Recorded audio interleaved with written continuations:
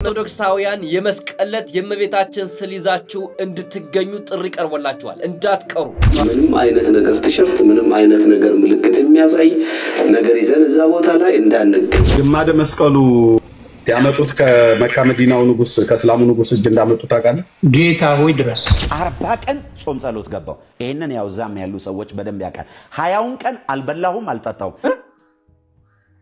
ዘበናይ ማርዬ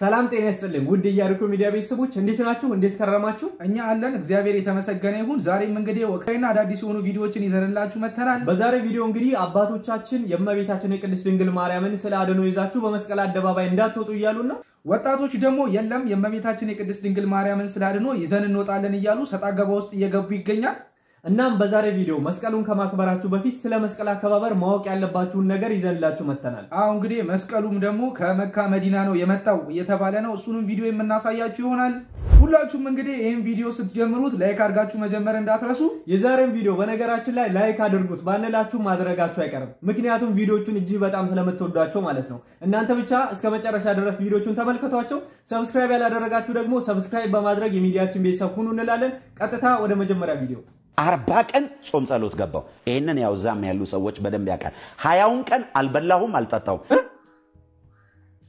20ውን ቀን ደግሞ በ24 ሰዓት አንድ ጊዜ ይበላ ነበር ስንቀደድ እንደው ለሰፊም እንዲመቾን እንቀደድ እንጂ 40 ቀን ጾም ጸሎት ገባው 20 ቀን መበል የለ መጠጥ የለ ታባከ 20 ቀን አልበላውም አልጠጣውም 20 ቀኑን በ24 ሰዓት አንድ ጊዜ እየበላው ጾምኩ ጸለይኩኝ ታወራለህ እድላተ ነው አንተ ታወራለህ ጊዜና ቦታ ብታገኝ እንደ ህዝብ ተወካዮች ምክር ቤት ነው አየሩ እንዲህ ምትይዘው ለአንድ ወፍራም ልጅ እኔ ኖርማል ጸሎት እየጸለይኩለት ነው እጅ ጭኝ እንዴ የልጁ ሰውነቱ እየቀነሰ መጣ እንዴ እኔ ተደነጋገጥኩኝ ሰውነቴ ከነሰ ምናምን ብሎ ተጫዋጫው ልጁ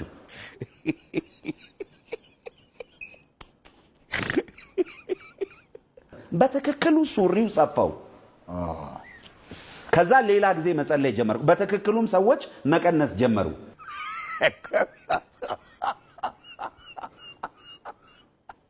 እንግዲህ ቪዲዮ ላይ እንዳየነው ነው ቢያንስ ስንቀደል ለሰፊ እንኳን እንዲመች ለሰፊ እንመች በተለይ እንግዲህ አሁን ላይ በጣም ወፈራችሁ ስፖርት መስራት የደበራችሁ ሰዎች መታችሁ ይጸለይላችሁ እጁን ጭኑ ሱሪ ይሰፋችኋል እጁን ጭኑ ብቻ ምንም ማድረግ አይጠበቅበትም ማለት ነው ባይዘው ያብትሽ ይሄን ነገር እንግዲህ አንድ አፍሪካዊ ሞክሮት ነበር በቅርብ አመታት ውስጥ በጣም በጥቂት አመታት ውስጥ ለ40 ቀን እንግዲህ እንደ ጌታችን ኢየሱስ ክርስቶስ ሳልበላና ሳልጠጣ ጾማለሁ ብሎ አይ ቲንክ 7 ቀን ለራሱ የቆየ አይመስልኝም ሞተ እንግዲህ ምንም ማድረግ አይችልም ይሄ ግን የሆነ ቪዲዮ አሳወሰኝ በጣም ለረጅም ሰዓት በብሉቱዝ ነበር የቆየውታል ግሉኮስ ለማለት ማለት ነው እናም ጀለስም በግሉኮስ ይሆናል እንጂ የቆየው ምግብ ሳይመገብ መቼም 20 ቀን አይኖርም እዚህ በመቀጠል ደግሞ መስቀል አደባባይ ላይ እንግዲህ የእመቤታችን የቅድስት ድንግል ማርያምን ስላድኖ ይዛችሁ እንዳትወጡ ይያሉ ይገኛሉ አባቶች ወንድሞች ደግሞ በዚህ በኩል ወጣቱ ይዘን እንወጣለን የለም ይያለ ነው እስቲ እሱን ቪዲዮ ተከታትለን እንመለስ የእመቤታችን ስሊዛችሁ መስቀል አደባባይ እንዳትገኙ ተብለን ታግደናል በዓለ መስቀል ላይ በዛ ቦታ ላይ ስዕል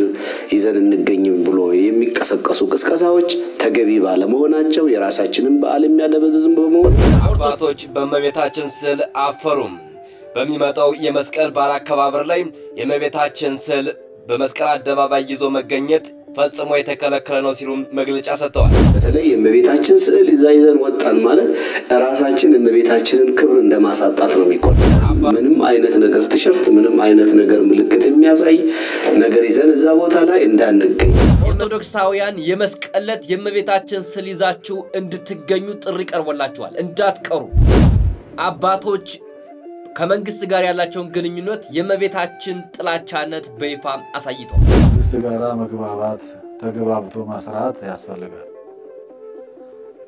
ቃል በለዚያ ቤተክርስቲያናትን ማሻገር አንችልም ከመንግስት ጋር መግባባት እንደ ኃጢአት የሚቆጥሩ አሉ በእመቤታችን የመጣ በእምነታችን በህይወታችን ላይ የመጣ ነው ያለ እመቤታችን ህይወት የለም እንግዲህ እንደተመለከታችሁት ነው አባቶቻችን የእመቤታችን የቅድስት ድንግል ማርያምን ስዕል አድኖ ይዛችሁ አትውጡ ክብሯን ማሳጣት ነው እያሉ ነው። በነገራችን ላይ ግራም ያጋባ ነገር ነው። እኛ አሁን መስቀል ላይ ስንወጣ መስቀሉን ይዘን እንወጣለን። ነገር ግን የመስቀሉን ክብር ይቀንሳል እንደዛ ማድረጋችን። ስለቤታችን ይዘን ከፍ አድርገን መውጣታችን የእመቤታችንን ክብር የሚጨምር ነው እንጂ የሚቀንስ ነገር የለውም። አባቶቻችን እንግዲህ ከኛ ጎን መቆም በነበረባቸው ሰዓት ዝም እያሉ ከኛ ጎን መቆም ባልነበረባቸው ሰዓት ወይም ደግሞ ለሌሎች ነው ድምጽ እየሆኑ ያሉት በዚህ ሰዓት። አንተ ብቻ ይሄን ቪዲዮ እስከ መጨረሻ ድረስ ተከታተሉ እንጂ የእመቤታችን ቅድስት ድንግል ማርያም ስላድኖ ቢቀደድም ችግር የለውም የሚሉ ጳጳሳትንም እያየን ነው። እሱም ቪዲዮንም የምናስመለክታችሁ ይሆናል። ቀጣይ ቪዲዮ ደግሞ እነ ቀለሜ መስቀሉ የመጣው ከመካ ነው እያሉ ነው። እሱም ቪዲዮ ተመልክተን እንመለስ። ኤርሚያስ ግማደ መስቀሉ ያመጡት ከመካ መዲናው ንጉስ ከእስላሙ ንጉስ እጅ እንዳመጡት ታውቃለህ? ጌታ ሆይ ድረስ እስላሙን የሰጠን መሐመድ ነው። ማን የሰጠን? ጋፍሄር ይባላል ስሙ። ከሱ እጅ ነው አጼ ዘርዓ ያዕቆብ የተቀበለው። የሚካኤልን ታቦትና የማርያምን ታቦት ሁሉ ጭምር ከእስላሙ እጅ ነው የተቀበሉት ከመካ መዲና። እናውቀው ሰልሟል። ኦርቶዶክስ ቤተሰቦቼ ነው የምትለው? ኦርቶዶክስ ቤተሰብ ስማችሁን አህመድ በሉ፣ ሴቶቹ ደግሞ ፋጢማ በይ፣ አላሁ አክበር በሉ። ከዚህ በኋላ ማሻአላ ነው ጭውውቴው። ኦርቶዶክስ አይነት አላችሁ። እግዚአብሔር ይመስገን በጣም ደህና ነኝ። ወደ ሐሳብ ይገባለሁ። ባይዘው እነኚህ ሰዎች የመስቀሉ ጠላቶች ናቸው። በዚህ በኤፌሶን ሰዎች ቅዱስ ጳውሎስ ሲጽፍ ምዕራፍ 3 ቁጥር 18 አካባቢ ላይ ብዙዎች የክርስቶስ የመስቀሉ ጠላቶች ሆነው ይነሳሉ ይላል። ሆዳቸው አምላካቸው፣ ነውራቸው በግብራቸው። ብዙ ጊዜ ብየዋለሁ ይሄን ጉዳይ። ነውረኞች ነው እነኚህ ሰዎች። ስለዚህ እኛ አሁን አንተ ከእስላም ተቀበልነው ከመናፍቅ ተቀበልነው ከምን ተቀበልነው ስለማታምኑበት ነው እኛ የወሰድነው። ገባህ አይደለ? ስለማታምኑበት እኛ ወሰድነው። እኛ ግን እንደተማረው ታሪክም እንደሚለው አባቶቻችንም የተጻፈ መጽሐፍ እንዳለው የተቀበልነው ከግብጽ እንደሆነ ነው የምናውቀው። ያ ነው ከግብጽ ላይ የተቀበልነው። ምክንያቱም ደግሞ በአጼ ዳዊት ሁለተኛ ዘመነ መንግስት ላይ በ15ኛው መቶ ክፍለ ዘመን በግብጽ የነበሩ ክርስቲያኖች ላይ እጅግ አደገኛ የሆነ ዘመቻ ጀምረውባቸው ነበሩ የግብጽ ሙስሊሞች። ይሄን ደግሞ ማጥፋት ጀምረው ነበር። ስለዚህ ለኢትዮጵያ ንጉስ መልእክት ይደርሰዋል። መልእክቱም ደግሞ ምንድነው? የግብጽ ከሊፋዎቹ እጅግ መከራ ስላጸኑብን ባከን ሰራዊት ልከ መተ ጦርነት ገጥመ አድነን የሚል ነበር። ወደ 20 ሰራዊትም ደግሞ ይዞ ዘመተ። ነገር ግን ደግሞ እዛ ሲደርስ እጅግ ስለፈሩ የግብጽ ከሊፋዎች መነጋገር ነው የፈለጉት ከኢትዮጵያው ንጉስ ከአጼ ዳዊት ጋር ማለት ነው። ስለዚህ በሚነጋገሩበት ጊዜ ምንድነው ያሉት? የምትቻው ነገር ምንድነው? የምትፈልገው ነገር ነው? ባክን ህዝባችን አጥፋብን አሉት። እርሱም ደግሞ እናንተም ሙስሊሙ የሆናችሁ ወገኖቻችን ከክርስቲያኖች ጋር ተስማምታችሁ እንድትኖሩ የምፈልገው አለ። ታሪኩን ላሳጥረው ነው በነገራችን ላይ። ከዚያም በኋላ ደስ አላቸው፣ አብረው በሰላም መኖር ጀመሩ። ለዚህም ስጦታ የሆነው ዘንድ አምሃ አቀረቡለት። 12000 ወቄት ወርቅ ለኢትዮጵያ ንጉስ ለአጼ ዳዊት ላኩለት ማለት ነው። እርሱ ግን ወርቁን አልፈለገም ነበር። በሀገራቸው የሚኖር ግማደ መስቀል አለ። ይሄ ግማደ መስቀል ደግሞ በሀገሬ ቸነፈር ረሃብ ስለጸናብኝ እሱ እንዲያስታግስልኝ ወደ ሀገሬ ላኩት፣ ሀገሬ እንዲባርክብኝ ያላቸው። ከዚያም በኋላ ተነጋገሩ ከከሊፋዎቹ ጋር ወይም ደግሞ ከጳጳሳትና ከኤጲስቆጶሳቱ ጋር ሲነጋገሩ የግብጽ ክርስቲያኖችም በዚህ ቢኖር ምናልባት አንድ ቀን ተነስተው እነኚህ አህዛብ ነገስታት ሊያጠፉት ይችላሉ። ስለዚህ ወደ ኢትዮጵያ ቢሄድ ግን ክርስቲያን ንጉሶች ስለሆኑ በዚያ በክብር ይቀመጣል ብለው ወሰኑ። ከዚያም ለኢትዮጵያዊ ንጉስ ለአጼ ዳዊት እጅግ ከከበሩ ብዙ እንቆችና ብዙ ስጦታዎች ወይም ደግሞ ከብዙ ከቅዱሳን አጽም ጋራ ወደ ኢትዮጵያ ላኩት ማለት ነው። አጼ ዳዊትም ደግሞ ተቀብሎ በሱዳንና በኢትዮጵያ ድንበር ላይ ስናር በምትባል ቦታ ላይ በዚያ እንዳለ አረፈ። እሺ እንግዲህ እንደተመለከታችሁት ቀለሜ አይተንፍሱ መስቀልን የተቀበልነው ከሙስሊሙ ነው እያለ እየተናገረ ነበረ። ነገር ግን የመስቀሉ ትክክለኛ አመጣጥ እኛም ምናምነው ይሄኛውን ነው ማለት ነው። እንግዲህ በአጼ ዳዊት ጊዜ ወደ ኢትዮጵያ እንደገባ ነው እንግዲህ ታሪክም የሚያስረዳን። ባይዘው ዮኒ ማኛ እሱንቶ ታሪክም ምንም ስለማያውቅ አለ አይደል ከማርስ ነው የመጣው ብትለው ለራሱ ኧረ እባክህ ምናምን ነው የሚለው እንጂ እና ደግሞ መስቀሉ ቢመጣ ራሱ በመምጣቱ እንዴት ነው ቤተሰቦቼ ምናምን ነገር እስልምናን ተቀበሉ የማይመስል ነገር ማለት ነው። በነገራችን ላይ እነሱም እኮ በቻርቻቸው ላይ መስቀልን ያደርጋሉ አይደለ? ስለዚህ ከየት ነው የመጣው? ቻርች ውስጥ የሚገባው ሁላ ሙስሊም ነው ማለት ነው። እንግዲህ በቅዱስ መጽሐፋችን ላይ እንግዲህ እንደተጠቀሰው የመስቀሉ ቃል ለሚጠፉት ሞኝነት ለኛ ለምናምነው ግን የእግዚአብሔር ኃይል ነው። እናንተ ብቻ እስከ መጨረሻ ድረስ ቪዲዮቹን ተመልከቷቸው እንጂ በሆነ ስለ መስቀል አከባበር እንዴት ነው ለምንድን ነው የምናከብረው የሚለው ወደ መጨረሻ ላይ የምናሳያችሁ ይሆናል። ከዚህ በመቀጠል ደግሞ የመስቀል ዝግጅትን በ2018 ምን እንደሚመስል እስኪ እናሳያችሁ።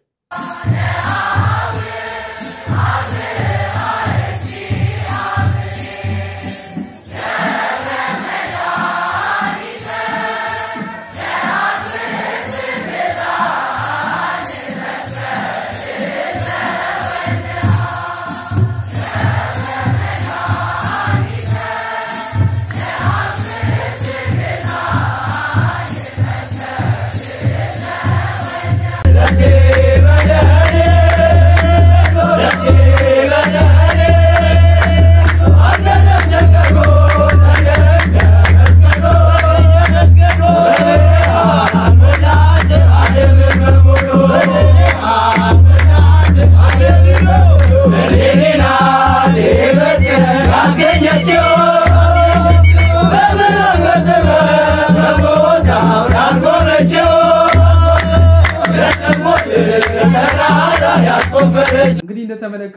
የዘንድሮ መስቀል በዓል እንግዲህ በደማቅ ሁኔታ ለማክበር ኦርቶዶክሳውያን በዝግጅት ላይ ይገኛሉ። በእውነት በጣም ደስ የሚል ዝግጅት ነው። እስኪ እናንተስ የት ልታከብሩ አስባችኋል? በኮሜንት ላይ አሳውቁን። ከሀሳብ አስተያየታችሁ በተጨማሪ የዘንድሮን የ2018 መስቀልን የት እንደምታከብሩ በኮሜንት ላይ አጋሩን። ዘበናይ ማርዬ ዘበናይ ማርዬ ዘበናይ ማርዬ እስቲ ልጽፈንልሽ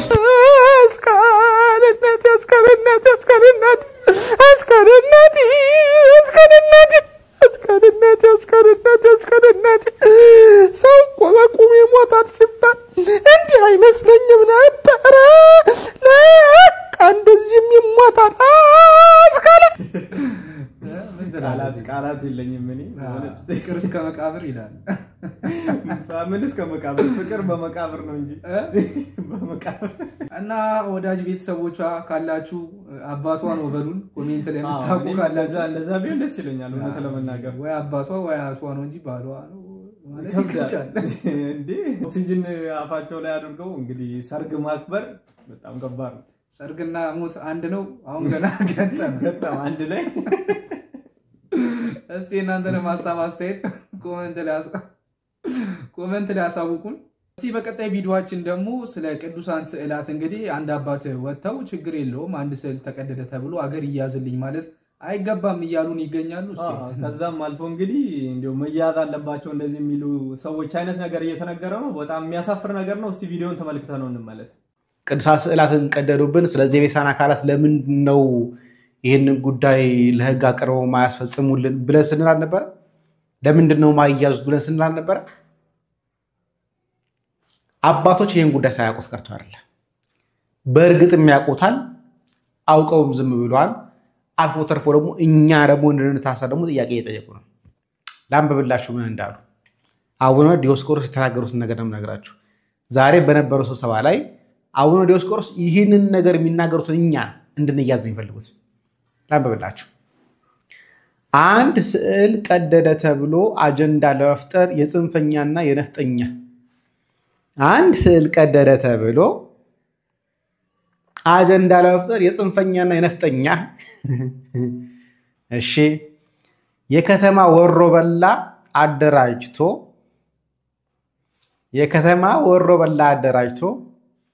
ከተማ ለመበጥበጥ የተዘጋጀ አጀንዳ እንጂ ስዕል መቀደዱ አሳሳቢ ሆኖ አይደለም አሉ አቡነ ዲዮስቆሮስ። ይሄ በውስጥ የወጣ መረጃ ነው። ስዕል መቀደድ ትልቅ አጀንዳ አይደለም፣ ጉዳይ አይደለም። ይሄን አጀንዳ አድርገው ግን ወሮበሎች፣ የከተማ ወሮበሎች እኛም ሚዲያ ላይ እየጮሆነ ያለነው አጠቃላይ ማለት ነው። እነሱ አጀንዳ ፈልገው ነው እንጂ ስዕል መቀደዱ ትልቅ ነገር ሆኖ አይደለም ማለት አይገርማችሁ? በዚህ ዙሪያ የሚንቀሳቀሱ ሰዎች ላይ መንግስት ሳይውል ሳያድር እርምጃ ሊወስድ ይገባዋል። እንዴት ስዕል ይቀደዳል ብለን የጮህን ሰዎች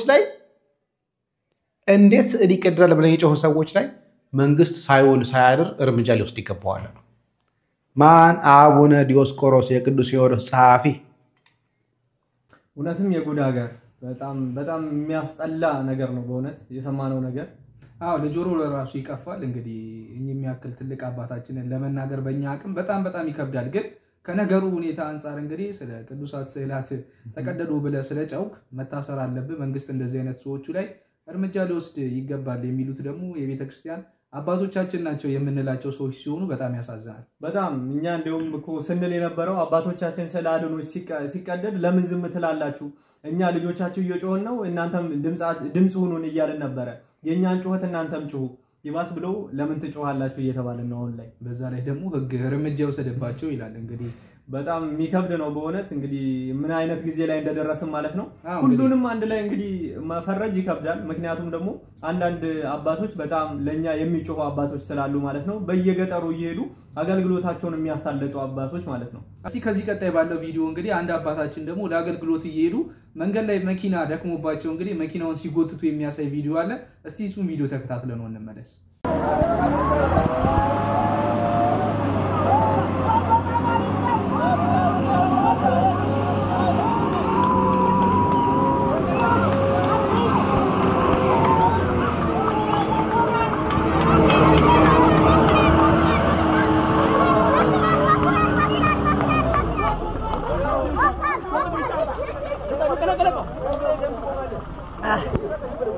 እንግዲህ እንደተመለከታችሁት ነው። እንደዚህም አይነት አባቶቻችን አሉ። እንዲሁ በመኪና ከተማ ውስጥ የሚዟዟሩ ብቻ ሳይሆን እንደዚህ በገጠሯ ቤተክርስቲያን መኪናቸውን እየጎተቱ ለዛውም አይዙዚ ማለት ነው በአይዙዚ ተጭነው ከህዝብ ጋር አንድ ላይ እንደዚህ አገልግሎትን የሚያገለግሉ አባቶች አሉ።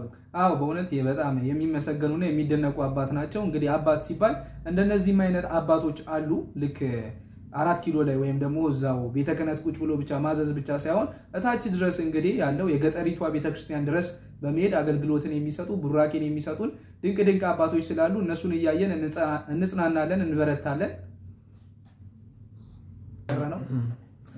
እስቲ ከዚህ በመቀጠል ደግሞ ጴንጤዎች እየተነጠቀን ነው እያሉን ነው። እንግዲህ እኛ ብቻ ነን የቀረነው ምድር ላይ እስካሁን እኛ ብቻ ነን ያለነው። ብዙ ሰው ግን በሚገርም ሁኔታ እስካሁን ብዙ አጠገቤ ጴንጤዎች ነበሩ፣ እስካሁን አብሮኝ ናቸው ያሉት። እነሱ የመንጠቅ ፕሮሰሱ ላይ ያለው ማረግ አለው መሰለኝ። እስቲ ቪዲዮችን ተመልክተናቸው እንመለስ። ታዲያ በዛሬው ዕለት ካልመጠቃችሁ ወይም ራፕቸር ካላረጋችሁ እንግዲህ ኮሜንት ላይ አለን ብላችሁ ተናገሩ። በዛሬው ዕለት እንግዲህ የደቡብ አፍሪካ ፓስተር በተናገረው ምክንያት ዓለም ትንሽ ግልብጥብጥ እያለች ነው። ለዚህ ምክንያቱ እንግዲህ እሱ እንደተናገረው ከሆነ በዛሬው ዕለት ማለትም ሴፕቴምበር 23 እና 24 እንደኛ አቆጣጠር ከሆነ መስከረም 13 እና 14 እንግዲህ ራፕቸር ይከሰታል ወይም መጥቀት አለ ብሎ ተናግሯል። ሰዎች ወደ ሰማይ ያረጋሉ ብሏል። በዚህ ምክንያት እንግዲህ ያለ መነጋገሪያ ሆኗል ማለት ነው። መነጋገሪያ ብቻ አይደለም፣ ብዙ ሰዎች እንግዲህ ንብረታቸውን፣ ቤታቸውን፣ መኪናቸውን እየሸጡ ይገኛሉ። ነገ እናደርጋለን ብለው በማሰብ ቺኳ ላይ የምትመለከቷት እህት እንግዲህ በአሜሪካን ሀገር የምትገኝ ሲሆን ቤቷን፣ ንብረቷን ሸጣለች። መኪናዋንም በአሁኑ ወቅት ኦንላይን እንግዲህ ፐብሊሽ አድርጋለች ለመሸጥ። በተጨማሪም ቤቷን ለገዟትና ለወሰዱላት ሰዎች ፍሪጅ ባዶ ላለማስረከብ ወደ ሱፐርማርኬት ሄዳ እንግዲህ የተለያዩ የሚበሏቸው ምግቦች አሟልታ እንግዲህ እየተመለሰች ትገኛለች በአሁኑ ወቅት። እንግዲህ እንደተመለከታችሁት ነው። እኔ በጣም የገረመኝ ነገር ሰው ሊነጠቅ እንዴት ነው መኪናውን የሚሸጠው? ብር ምን ይሰርለታል? የሚነጠቅ ወደ ኢየሱስ የሚሄድ ከሆነ ማለት ነው። እዛ ኤክስቼንጅ ልታረገው እዛ ላይ ቤት ምንዛሬው በምንድን ነው? ምንዛሬው ግራ ይገባኛል እኮ በጣም የሚያስገርም ወይ ለዳህ አትሰጥም። እንግዲህ ይሄን እንግዲህ መኪናዋንም በጣም በርካሽ ዋጋ ነው የሸጠችው። አሁን አልተነጠቀችም፣ እዛው ቁጭ ብላለች። እንግዲህ የሚሰማት ስሜት በጣም ከባድ ነው። እሱ ብቻ አይደለም እንግዲህ በሀገራችን በኢትዮጵያ መንገድ እንንጠቃለን እያሉ ነው። እስቲ ተመልክተን እንምጣ ደግሞ የሀገራችንን ቪዲዮ። እስቲ እንየው። እስኪ ይህንን ቪዲዮ ደግሞ 5 ጊዜ ኮፒ ሊንክና ሼር አድርጉልኝ። አሁን ደግሞ ማሳያችሁ ሰው ሰራሽ ከሆኑ የፕሮቴስታንት ትምህርቶች አንደኛውን ነው። ቪዲዮውን ተመልከቱት።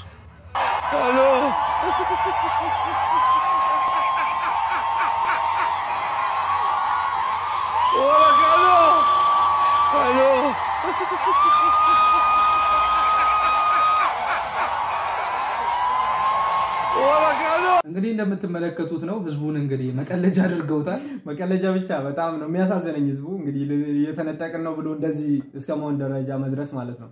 እንዴት እንዳሳመኗቸው ለራሱ በጣም ነው። አንዳንድ ርቅ ብለው ነው የሚከራከሩ። መጽሐፍ ቅዱስ የሚመስል ሀሳብ እያነሱልህ ማለት ነው። በቃ እንነጠቃለን ብለው ሊያሳምኑልህ በቃ እንትን ይላሉ እነሱ ራሳቸው እንኳን ሊሰሙ። ብቻ ማስተዋሉን ይስጣቸው ነው የምንለው። ልትነጠቁ ያላችሁ ሰዎች ካላችሁ አትነጠቁ። ምድር ላይ ካላችሁ እስካሁን ኮሜንት ጻፉልን፣ ላይክ አድርጉ ይሄን ቪዲዮ። ጴንጤ ሆናችሁ በምድር ላይ ያላችሁ ላይክ አለን በሉን እስኪ። እስቲ ከዚህ በመቀጠል ደግሞ ስለ መስቀል እንግዲህ ቤተክርስቲያናችን ምን ታስተምራለች የሚለውን ቪዲዮ ተከታትለን እንመለስ። የምናመልከው ልብ ብላችሁ ስሙ። የምናመልከው መስቀሉን ሳይቀር ፍጻሜ ነው። መስቀሉን ሳይቀር በመስቀሉ ላይ የተሰቀለውን ክርስቶስን ነው። መስቀል መንበር ነው። አሁን የኢትዮጵያ ጠቅላይ ሚኒስትር ወይም የሌላ ሀገር ጠቅላይ ሚኒስትር በመኪና ቢመጡ መኪናይቱን እጅ ብንነሳት አሁን መኪናይቱን እያነገስናት ነው፣ ሰውየውን እያከበርን ነው? እስኪ ንገሩኝ፣ ማንን ነው የምናከብረው? ሰውየውን ነው። እንዴት እናንተ እንዴት መኪና ንጉስ ትላላችሁ የሚል ሰው እብድን መሆን አለበት ማለት። እኛ መኪናይቱ ውስጥ ያለውን ሰውየውን ጠቅላይ ሚኒስትሩን ያከበርነው አይደለም እንዴ? መኪናይቱን አይደለም። ለመስቀል ስንሰግድ የምናከብረው ከመስቀሉ ላይ ያለውን መድኃኔዓለምን ነው። መስቀል አሁን መልካ መስቀሉን ብታዩት ሰላም ተመልከቱ። ሰላም ለስትንፋስከ ሰላም ለቆምከ ብሎ የሚናገረው ክርስቶስ ነው። ሰላም ለቆምከ ብሎ ምንድነው? አካለ መለኮት አካሉ ነው የሚለው። የክርስቶስን አካል ነው የሚያመሰግን መስቀል ብሎ ማለት ነው። ይሄ መስቀል የክርስቶስ መንበር ስለሆነ ነው የምናመሰግነው። ዝንቱ መስቀል መንበረ ነበልባል ዘኪሩቤል ቢጽ አምሳለ ስምኪ ማርያም ርቧ ሆያት ወገጽ ሁሉ ነገር አዋሃዘ ደመ ወማየ በኢየሩሳሌም ወግብጽ። ይሄ መስቀል ይላል የኪሩቤል ባልንጀራ ነው። እንግዲህ እንደተመለከታችሁት ነው። በተለይ እንግዲህ አሁን መስቀል አካባቢ ላይ እኛ መስቀልን አናከብርም እያሉ ከጎን እንግዲህ በጣም ብዙ ሰዎች ይናገራሉና ለመስቀል አንሰግድም። እንግዲህ እኛም ስንሰግድ ለመስቀሉ ሳይሆን በመስቀሉ ላይ ላለው ለጌታችን ለመድኃኒታችን ለኢየሱስ ክርስቶስ መሆኑ እንድታውቁት እንፈልጋለን። አው የዛሬው ቪዲዮአችንን በዚህ ላይ እንጨርሳለን። ሐሳብ አስተያየታችሁን በኮሜንት መስጫው አስቀምጡልን። እስከዚህ ድረስ ተመልክታችሁ ቪዲዮ ላይክ ያላደረጋችሁ ሰዎች በማድረግ ይሄን ቪዲዮ ጨርሱት እንላለን። ሰብስክራይብ ያላደረጋችሁ ደግሞ ሰብስክራይብ በማድረግ የሚዲያችን ቤተሰብ ሁኑ እንላችኋለን። ዛሬም ቪዲዮ እንደወደዳችሁት እጅ በጣም ተስፋ እናደርጋለን። በቀጣይ በሌሎች ቪዲዮዎች እስከምንገናኝ ድረስ ቸር እንሰንብት።